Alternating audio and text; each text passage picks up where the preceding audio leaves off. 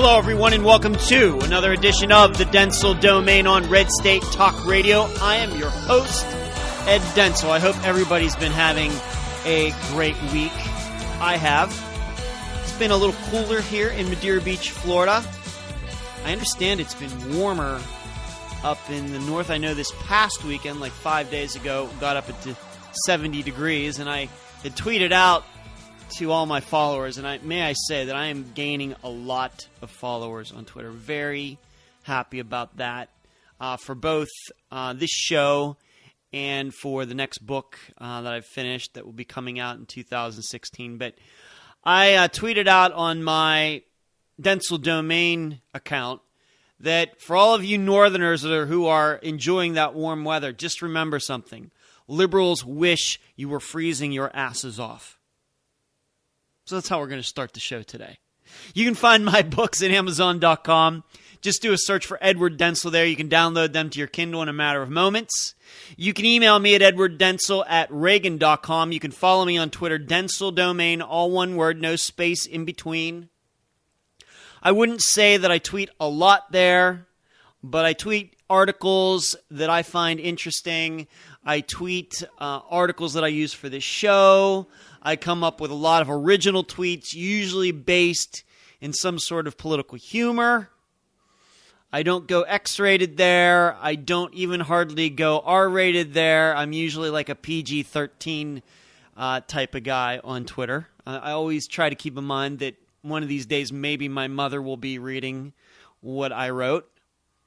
You can go to edwarddentzel.com. You can find all of my old Red State Talk Radio shows. I have a new page there that just is being built, close to being complete, regarding my next book called The Comebacks and my prior books, my Govicide series and my book Distant.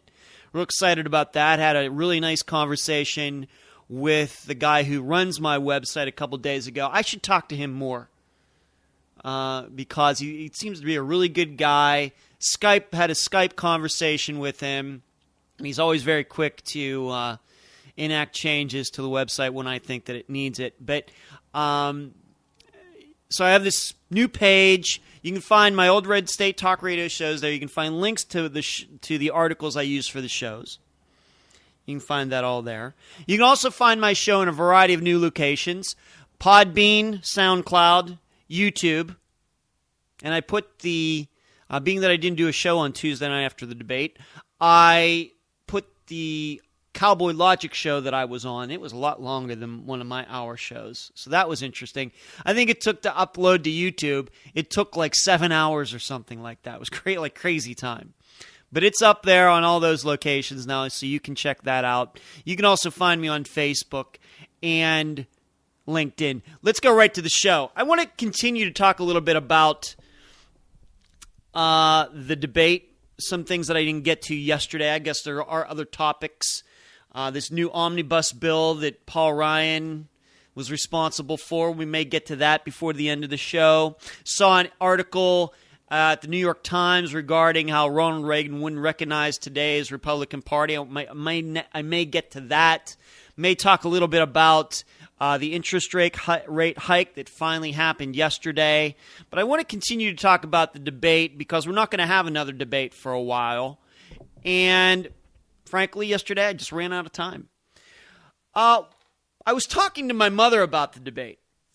And it's always interesting to get a layman's point of view. And may I say that my mother, I don't know where she's got it, but she's gotten very politically astute. Some of her observations I thought were very good from the debate.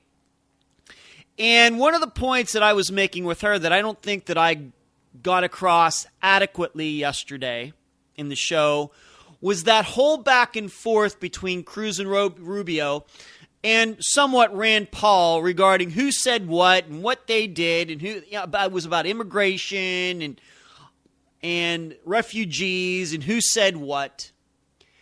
And the point I was trying to make there is that it could be, in the weird world of the Senate, that they both think that they're actually right. My mother was saying that Cruz was really making it look like Marco Rubio was a liar. And I want you to know, my mother likes Marco Rubio. She likes Ted Cruz too, but she's been impressed by Marco Rubio quite a bit. And that goes back to even the first debate in the summer. And what I was trying to convey to her is, well, the weird part is regarding all of this, they could still both be telling the truth and them both be wrong. First of all, that's an interesting point, and that's why one of the reasons I think that Chris Christie jumped in, kind of becoming like the spokesman for all of the viewers out there who were watching on Tuesday, watching this back and forth and just being totally confused. And that was the other part about it, is that, remember, the debates are supposed to be for the viewers. They aren't for the candidates necessarily. It's so that the people out here, all us commoners out here, can see these guys and this woman, Carly Fiorina, and find out more about them, who they are, what they think. And it was obvious to me in that back and forth, mainly between Rubio and Cruz, that they forgot that there were millions of people watching him. That back and forth helped nobody who was watching. Because about 10 seconds in, most people, including myself, your eyes kind of just glaze over. And I follow this stuff every day. See, that's something, given what I may get to regarding Ronald Reagan and today's GOP, Ronald Reagan would have never gotten into a back and forth like that. That's for sure. Ronald Reagan, probably because he came from an entertainment background, and one of the things you're taught there, never forget about the audience. You're only there because of the audience. You're not there and it's in some vacuum. There's millions of people watching you, and that's why Ronald Reagan, once again, the great communicator, one of the great ideas from entertainment, always leave them wanting more, which is also something that Ronald Reagan did. Tried to stay out of the news. Maybe in the 21st century, if he was president, that would be a little tougher, given our 24-hour news cycle. But he would have never gotten into it with, for example, when Bush 41 was running against him in 1980, something like that. Would have never done it. And it became obvious that very quickly into that exchange between Marco Rubio, Ted Cruz, and once again to a lesser extent Rand Paul, that they were only concerned about themselves, and not one of them had the courage to say, this isn't, we can have this discussion. We just, one of them, you know what, we just disagree on it. Can we move on to something else? That would have been what the gentlemanly thing would have been to do. Instead, both of them wanted to talk over each other because that problem was not going, that their disagreement was not going to get fixed on that stage. And the first guy who would have said, you know what, this is not something I think we're going to resolve tonight. This probably isn't the best for the American people out there. Let's move on to something else. Somewhere down the road, maybe we can come back to this and figure out which one of us is right. But let's keep moving on. That would have been something that would have been a first in those types of situations. Instead, these guys are so worried about some little soundbite making it into the news that they forget that there are millions of people watching, and at that moment, those people matter more.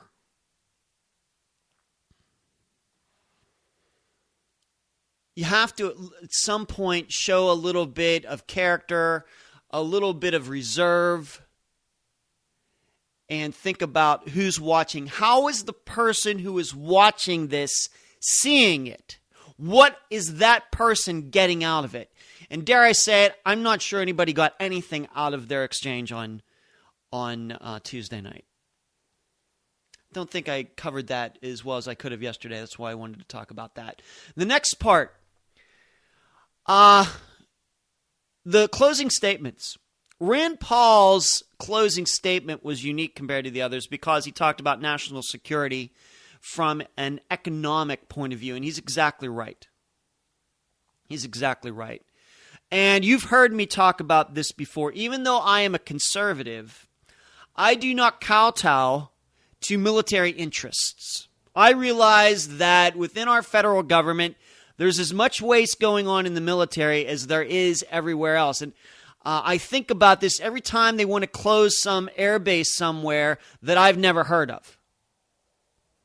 There is a military base connected to the Pittsburgh airport, the city, the area, I should say, that I'm from. I did not grow up in the Golden Triangle in Pittsburgh. It's always interesting to me when I run into somebody and they ask, well, where are you from? I say Pittsburgh, and they say, well, I'm from Pittsburgh too. And then you find out that they grew up in, the South Hills, which is like 10 minutes from downtown. And I grew up in Leechburg, Pennsylvania, from 40 minutes from downtown. So they're more from Pittsburgh than I am. To clarify that. That's always funny to me. And then I have to kind of backtrack and say, well, because to somebody from California, I say I'm from Pittsburgh, 40 minutes from Pittsburgh, that sounds like I'm from Pittsburgh.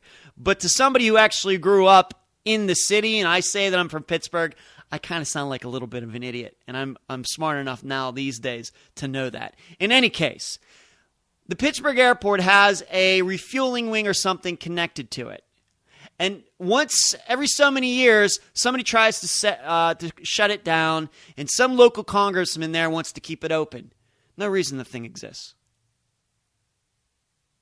And we could say that about many places like that, bases, camps, all over the United States. Because the nature of warfare in the 21st century has it changed at least a little bit. People can actually, we don't need as many bases and everything that we used to. People can travel easier. Due to technology, we maybe don't need as many men and women in the armed forces. If they want to volunteer, I'm not going to stop them. But Rand Paul is right, and the truth is, we as conservatives, we have become so connected to the military that liberals have used it against us. We want to increase the military budget for this reason or that reason. What do liberals do? Fine, but you're going to have to increase this program over here, this food stamp program, this extend benefits for illegal immigrants and refugees if you want what we want. And that's how you get to the point that we are in the federal government. Never forget something, and I don't think I've brought this up for a while. What you see in our federal government is a compromise, is one big compromise between our side and their side. And that's why I've said for years and years and years that you cannot compromise with these people. You have to win. You have to win. Because if you compromise, this is what you get. Our federal government is a series of compromises. Republicans and Democrats making deals for each other. We get a little conservative piece, they get a little liberal piece, and that's how you get to a budget that's $5 trillion. You don't get to that if you try to win. And I, as a conservative, think we can win. And Rand Paul's point, I think, although he didn't come right out and say it, it really wasn't a domestic policy debate on Tuesday night, is that we are so caught up in the military that liberals have figured out they can use it against us. And we've gotten to the point where if any conservative says, well, we need to cut back on the military, it's like saying we'll be portrayed as a liberal, which isn't true. Every department within the federal government needs fiscal responsibility, needs spending responsibility. Every department needs better accounting. And until they show that they can do that, they shouldn't get any more money. They just shouldn't. I realize when you have humans involved, there's going to be waste. There is waste in every company, private company in the United States, and dare I say it, in the world. In Walmart, in Apple, in Ford Motor Company, in Google, everywhere. When you have people involved, that's just the way it is. But our federal government has taken it to new heights, or should I say, new lows. And so Rand Paul is right on that. And I know that he sticks out because of that. In fact, as I told you, talking to my mother, she brought that up with Rand Paul, and he was more concerned about economic issues. He's right. All that stuff that they talked about in that debate cannot be done if our economy is not better. Can't be done. No matter if you take a more reserved approach, if you don't believe in regime change and you want to go about it the way Barack Obama has been doing it, bombing from 30,000 feet, or if you want to take a more involved approach, putting boots on the ground, and it's like Invasion of Iraq Part 2. Either way, you can only do that if the economy is doing well and you can balance your books, even close to it. Just close would be nice. Right now, we're not even close. So I was glad that Rand Paul, and I, as you know, I'm more of an interventionist than Rand Paul is, but he does have a point about our national debt and the amount of money that we are spending. It's been out of control for years, even before Barack Obama got into office. Now, Barack Obama has taken it in a place that I don't think anybody thought it could go, but we had issues before that, and we've continued to have we've had issues regarding that for years. Another point, Carson's moment of silence. I made the joke yesterday, and this is another way that I think that it almost feels to me like he's undermining his own campaign. I made the joke on Twitter yesterday. I've had sneezes that are longer than that moment of silence he had at the beginning of the debate. It couldn't have been longer, like 1001, 1002. It was less than... I could go back and watch it. I didn't time it. It seemed like it was less than 3 seconds. I mean, if you were to start a prayer, you would get out like Our Father, and he would have been starting again. It felt like pandering. If that's what he wants to do with his time up on stage, fine by me. Fine by me. But when you only take let's just say it this way, less than 5 seconds for the deaths of 14 people, that's not even a second per person.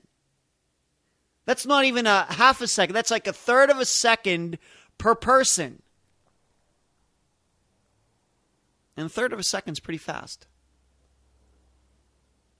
So, I don't know. It felt, once again, it felt like pandering. And I saw other people who also made fun of it. Now, some of it was on the left making fun of him. But there were some people on Twitter who were making fun of him on the right as well, including myself. You talk. I mean, there was the meme from a couple weeks ago, thoughts and prayers, regarding all of this and how that's just a cliche. Well, when you take a moment of silence and it's less than 5 seconds long, moments of silence could become cliches as well. I mean, when does a moment of silence become just a pause in what you're saying? As you know, I do the show. I have some pregnant pauses once in a while. I can assure you those are not moments of silence. They're just pauses. But if my pregnant pauses are longer than a moment of silence, what does that mean? It kind of brings that moment of silence back to earth, don't you think? And it's one more way, along with all of the others, talking about how he might go third party. He can't even pronounce Hamas correctly. And it leaves the impression that I'd like to believe that he's doing, it's one of those things, is he doing it on purpose or is it an accident? Does he not realize how he's coming across? I'd almost like to hope that it was on purpose. I'm not the biggest Ben Carson fan either, but I'm left with the impression that this is just kind of who he is. Not details oriented, not realizing how he comes across sometimes, and it has definitely undermined his candidacy to the point where he has fallen out of the lead in Iowa, not just to second place, but third or fourth place. But the moment of silence was supposed to be serious, and how short it was, in being how short it was, it became comical. It really did. Some of the other closing statements, I thought Marco Rubio's statement was horrible. In fact, I got a lot of retweets on Tuesday night after it happened saying that Marco Rubio's closing statement, it kind of sounded like he was running for class president. One of these very American, had no context to it at all, to me. It seemed like it was like a computer, like if you could type into a computer, I need a computer-generated, very middle-of-the-road, patriotic speech that could be given anytime, anywhere in the history of the United States. That was how his speech came across to me. It didn't seem to have anything to do with the topics of the night, to me. He could have given that same closing speech for a debate that was based on domestic policy. Be the same thing. You wouldn't, listening to his closing statement, you wouldn't have known what the rest of the debate was about at all. Now, it was smooth, don't get me wrong, but what it reminded me of, and I think I've brought this up before, is when I used to work in entertainment in Las Vegas. And we had this magic show, and almost every week would have our standard performers who were in all the shows. They were Las Vegas residents in every day. But then we'd have like a guest musician or magician come into town in a particular slot. Some of them were really good. Some of them weren't so good. But what they would do, if those magicians maybe knew that they weren't as good as the standard people who we had every day in the show, that magician would end his or her act with like the displaying of an American flag or something, because an American flag at the end of her performance is absolutely 100% going to generate applause. And I can remember there was a man and woman from China, magicians who came over, were in our show. That's what they did. They weren't that strong. I forget their names. They were not, their act was not that good at all.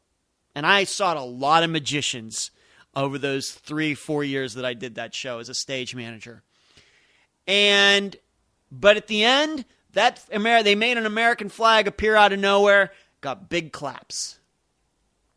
This is kind of the way Marco Rubio's closing statement felt to me. It was like the displaying of the American flag at the end of his performance, and he knew that this was going to get the proper amount of applause, even though what happened the rest of the debate might not have gone as well as he wanted it. So it seemed like it was very bland. It had no context, and it was something that I thought a junior at the end of his or her junior year, going to run for class president for senior year, it was the kind of speech that somebody like that would give. I was not impressed at all. Once again, smooth. Good talker. I even agree with him on a lot of topics, but that closing statement was not good. Something that we just got into a little bit on Cowboy Logic on Tuesday night, and I think that myself and Donna Fiducia from Cowboy Logic disagreed with me on, was the Trump-Cruz relationship.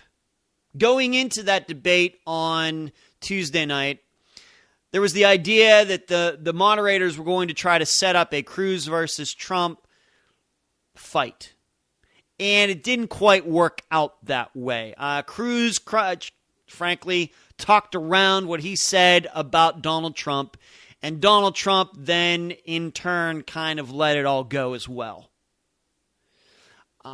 But the question was brought up on Tuesday night during the Cowboy Logic show that I appeared on, that maybe there's a Trump-Cruz ticket somewhere down the road. That's not going to happen.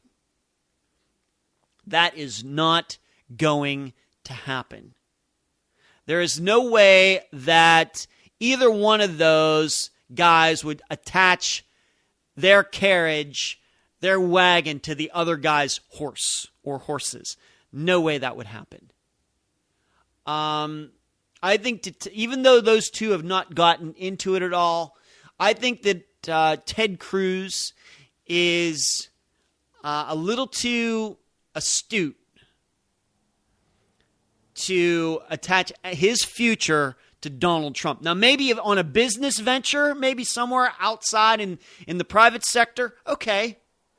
Maybe I could see that. Maybe Donald Trump said, hey, Ted, I can make you some money on this real estate deal or something. Okay, but not in politics. That's just not going to happen. For many different reasons. Foremost being that if I know that Donald Trump isn't conservative, then Ted Cruz knows Donald Trump isn't conservative. And from Donald Trump's point of view, he calls all these other people nice people. I don't know necessarily what he thinks about Ted Cruz, but I think that somewhere down deep in Donald Trump, he's probably thinking, I don't know. Ted Cruz, he may be outshine me when we get all this policy stuff somewhere down the road. Donald Trump, if he were to get the nomination, he is going to pick a vice president that is much like him. Probably somebody from the private sector, maybe a businessman, businesswoman. I really don't care on the gender. I'll be mad enough as it is if Donald Trump gets the nomination. Those two together,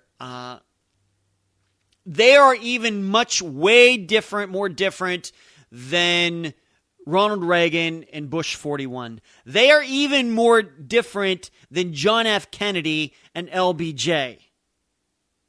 That's the way I see it.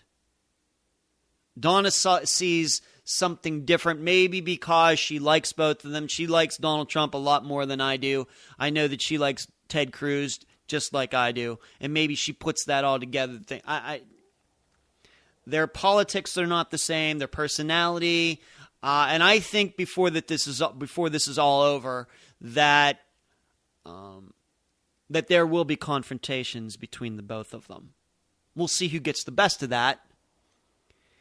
But I'm sure Ted Cruz, in his mind, already has 2 or 3 top-tier candidates for vice president if he gets the nomination. Donald Trump is not one of them. In fact, I would say despite Ted Cruz and Marco Rubio getting into it as much as they did, I could see those two running together. That's much more likely than Cruz and Trump getting together. It's much more likely than Rubio and Trump getting together. Now you watch, come next August, it'll be one of those, Trump with one of those two, and I'll be made up. I guess that's possible. I can always be wrong. But the way standing here December 17th, 2015, I just do not see that happening. There was another point, an interesting point that was brought up during the discussion regarding what happens if it comes down to Cruz and Donald Trump. They're battling it out towards the end of the nomination process. Let's say going into May or something like that, or June. What's the establishment? That has to be the establishment's worst nightmare. Probably. That's probably true. But as I said, and I'm going to stick by this, that the establishment, the people who run the party, you know how I feel about that whole establishment word, but the people who run the party, who tend to be more inside Washington people, they will back Donald Trump. I know Donna didn't like hearing that from me on Tuesday night either. But they will go with Donald Trump because they know Donald Trump's history. And he has a history of liking big government. Ted Cruz does not. And the insiders in the party will pick the big government Republican before the small government republic, and it doesn't matter what the name is, on the address book. They will pick Donald Trump over Ted Cruz. There's no doubt in my mind about that as far as who to get behind. But I got to go to the break. You've been listening to the Dentzel Domain on Red State Talk Radio.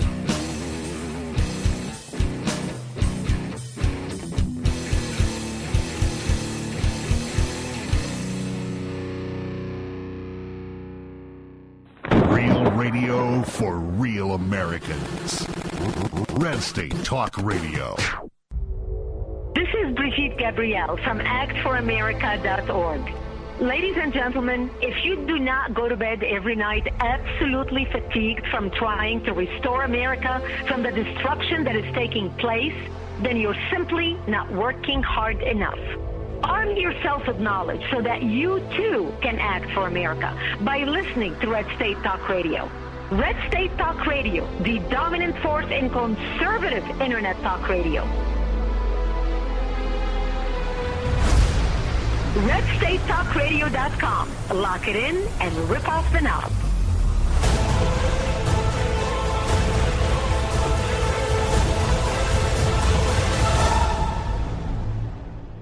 I can't defend my family because I live in Chicago. I am free to defend my family with my AR-15 or handgun because I live in Wyoming. I can't even protect myself if I'm attacked because I live in D.C. I carry my 9mm in my purse anywhere I go in Texas. I can't protect my small retail shop here in Brooklyn. We keep guns behind the counter at our shop in Oklahoma. Only had to show it once. Do you see a pattern? Demand equal gun rights in America. Go to SAF.org now. My name is Courtney Luster. I'm 21, well-educated, and unemployed American. I happen to be black, so I'm in the highest unemployment segment of the population, black youth unemployment. Notice I don't refer to myself as African American because I'm an American first. I'm a proud American who happens to have black skin. So please explain to me where African American fits into that equation. You're right, it doesn't. For over 60 years, the Democrat Party has used my fellow black Americans to maintain power in the federal and state governments. Why do I say that? Because I read history. While many of my friends are watching mindless videos, I choose to listen to Red State Talk Radio. Why? Because I want to educate myself, not entertain myself. Red State Talk Radio, America's premier conservative talk radio network. Hey, all you black American youth, be a Frederick Douglass Republican, not an Al Sharpton race pimp. Educate yourself. Listen to RedStateTalkRadio.com.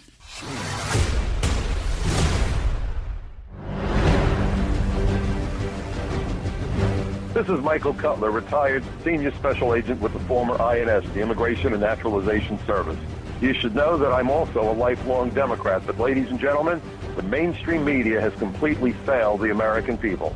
That's why, despite being a lifelong Democrat, I listen to Red State Talk Radio, the dominant force in conservative internet talk radio. Lock it in and rip off the knob.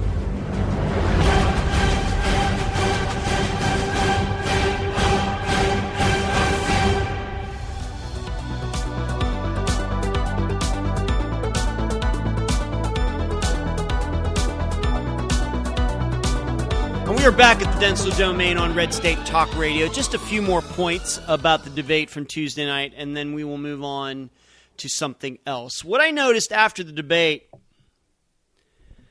the Drudge Report elsewhere had these polls that came out, Insta polls. People can go somewhere and register as to who they thought won the debate. And I think on every one of these, at least every one that's been on the Drudge Report, going back to the first one in August, Trump always wins. And it's not that he wins. See, this is something maybe for those of you that aren't on social media or understand what goes on the internet is what maybe as well as I do, and the kind of stuff that can be bought.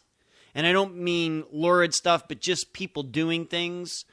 What can be done to what I would call, and I didn't come up with this, but AstroTurf a campaign. There's grassroots, which comes from the heart, and the opposite of grass is what?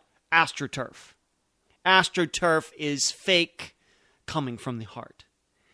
And if you're around this stuff enough, and this just isn't with politics, but entertainment and all sorts of different areas of our culture, that you realize that grassroots support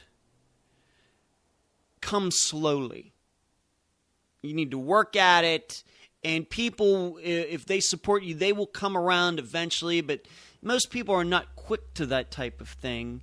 And I even know from marketing my books, marketing the show, that people eventually do come around, but they aren't, they're going to get to it their own time, and that's why, you don't want to beat them over the head, frankly. However, on the other hand, we know that people are quick to do things if they're getting paid. If they know that they do something and an hour from now they're going to get paid no matter what it is, whether it's $1, $10, $25.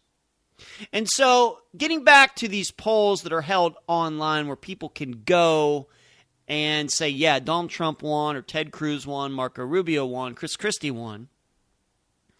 It is amazing to me not that Donald Trump wins these, but that the votes appear so quickly on these polls.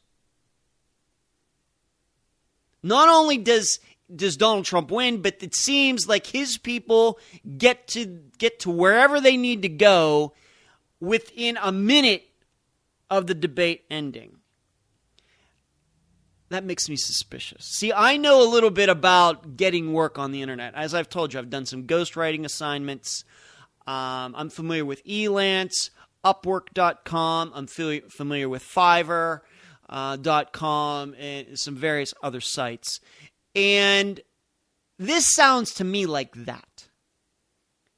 That there are people who are being hired that when a debate is over, go and vote for Donald Trump here. And it could be people from Malaysia, Indonesia, India, because if you go to these sites, you find out there's a lot of people, because even though we think of Upwork or Elance, Fiverr as American companies, there's people from all over the world looking for work there.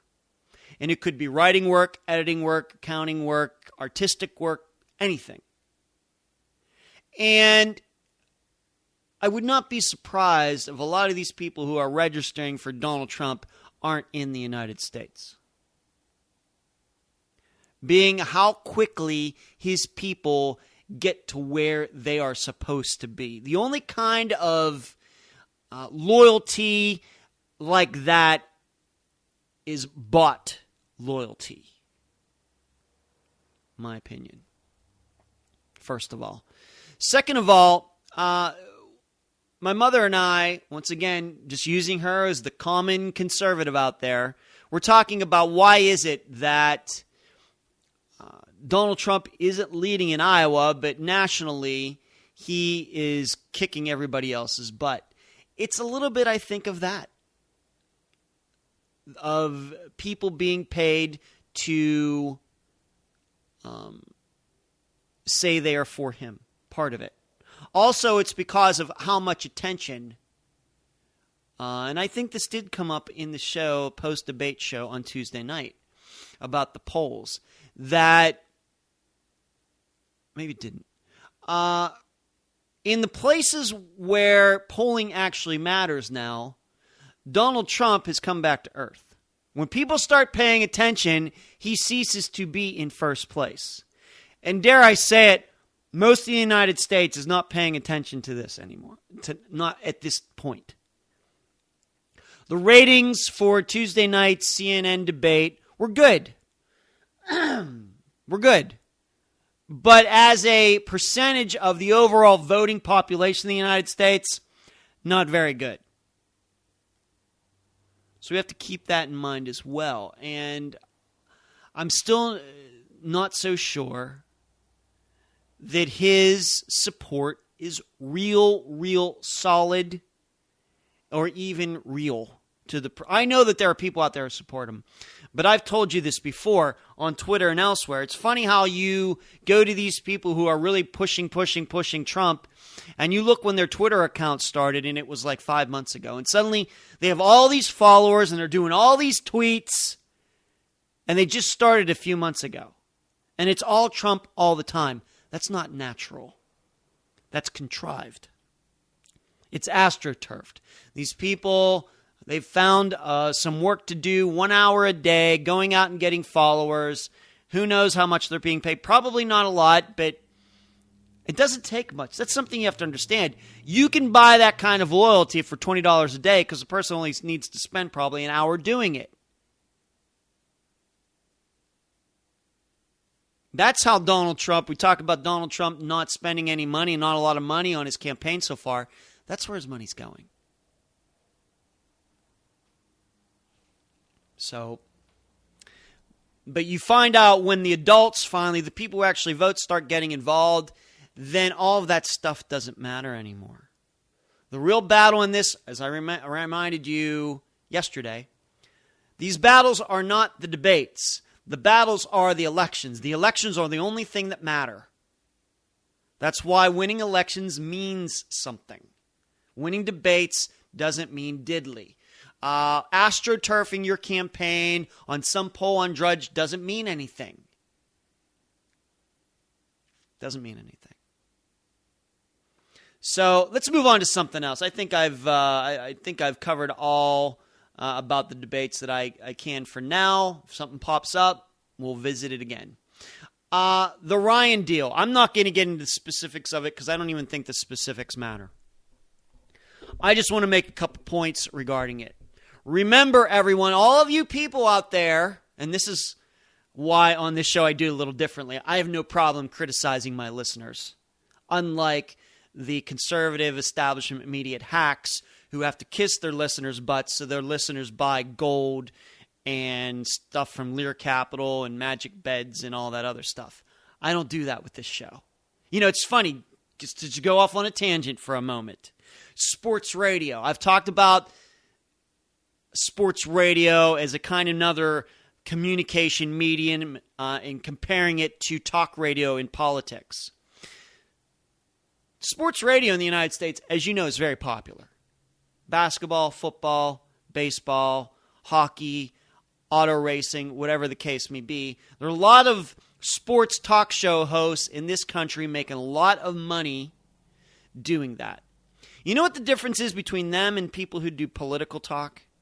Is those sports people, they have no problems making fun of their audience, and still somehow they stay popular. I used to listen to Jim Rome all the time, and I'm actually still a fan of his, even though I just don't get to it. I listen to just Pittsburgh sports radio. But he has no problem making fun of his listeners. It's part of his shtick, but I think part of it's kind of true. He says that's why he doesn't take a lot of calls. He says, more of me, less of you makes for a better show. He's right. And that's a crack at his listeners. Still, people listen to him. You could even go to like Howard Stern, who I have another story about, but I may not get to it today. He makes fun of his listeners. Still popular. But then it's funny, we get into political talk. We have Rush Limbaugh, Sean Hannity, and the rest of them. They never talk badly about their listeners at all, even though a lot of times their listeners are wrong. They may be conservative. They may be gun rights people, pro-life people, low taxes people. But those types of people can still be wrong, and they can still make very poor political decisions, and you never see those guys criticize them at all. It's what has ruined, in my opinion, conservatism over the last 20 years.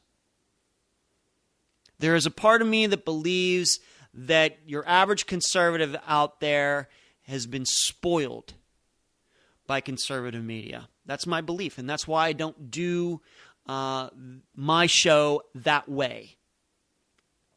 Mm-hmm. So, getting back to Paul Ryan, I just want to remind you, all of you, something. All of you who wanted John Boehner gone, are you happy now? Are you happy?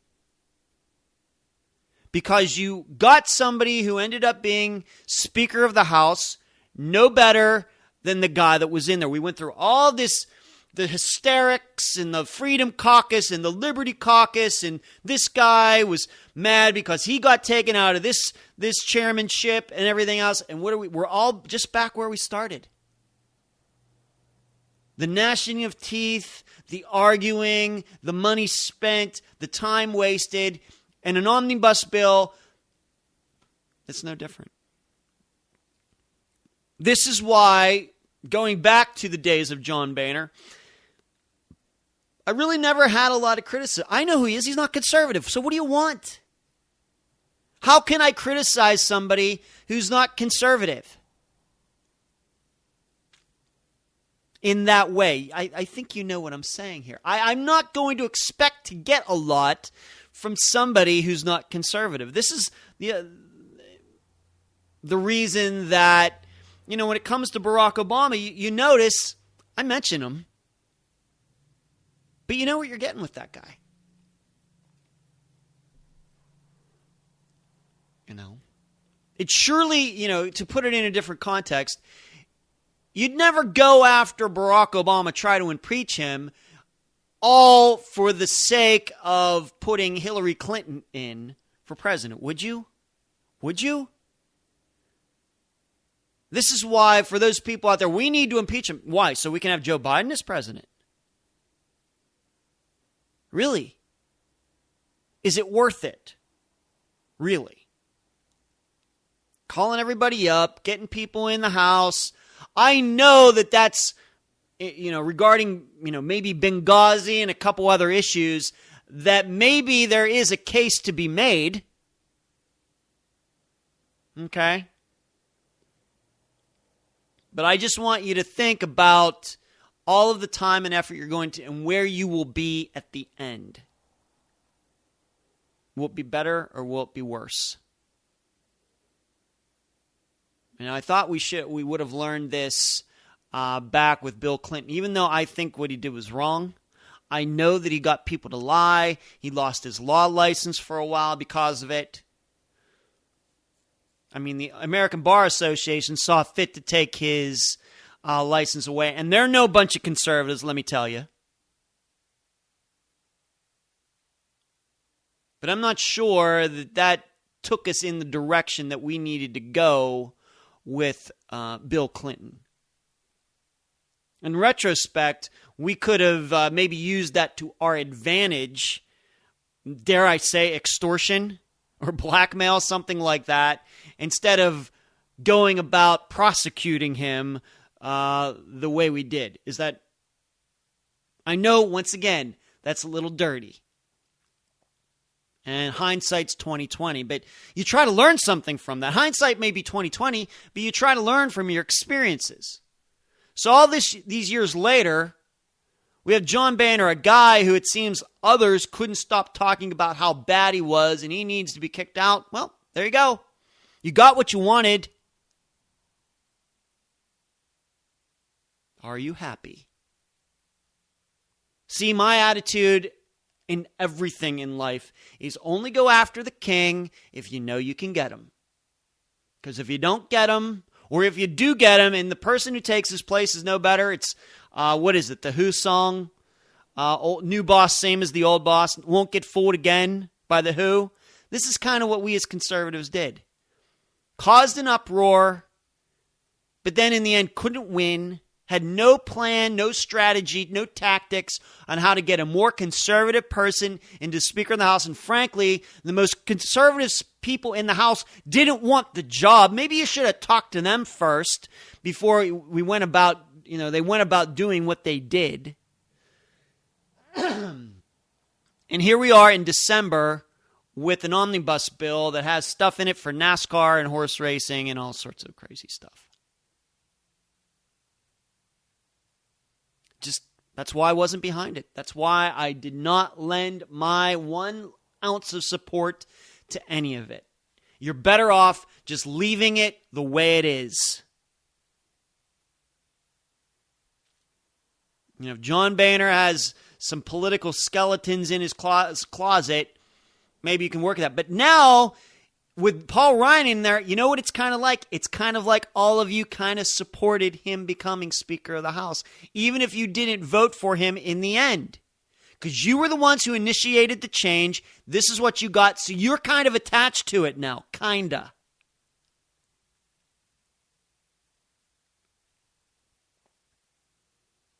How about this?